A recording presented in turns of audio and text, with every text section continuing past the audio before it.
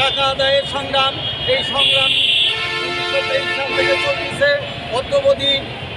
এই সংগ্রাম থেমে নাই। বিভিন্ন সন্ত্রাসী কর্মকাণ্ড করে বিভিন্ন শ্রমিক নেতা, মালিকদের দালাল, সরকারি কর্মকর্তারা এটাকে প্রতিবন্ধকতা সৃষ্টি করছে। এই অবস্থায় প্রতিবাদ করতেছে আমার নেতা জনাব শফিউল আলমকে জেলে পাঠানো হয়েছে।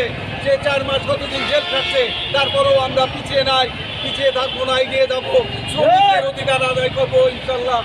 আমি দায়িত্বহীনভাবে সরকারকে জানাতে চাই, যে সমস্ত সরকারের কর্মকাণ্ড চালাচ্ছে, যে সমস্ত কর্মকর্তা কর্মচারী, তাদেরকে চিহ্নিত করে তাদেরকে শাস্তির ব্যবস্থা করা হোক।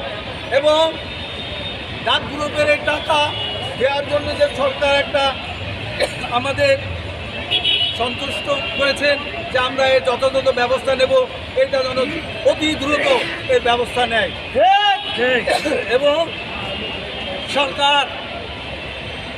সরকার এর প্রশাসন, এই যে গত 20 তারিখে যে হামলা হয়েছে শফিউলের উপরে, সেই হামলার আমরা কেস করা সত্ত্বেও প্রশাসন অদ্যাবধি তার কোনো ব্যবস্থা নেয় নাই।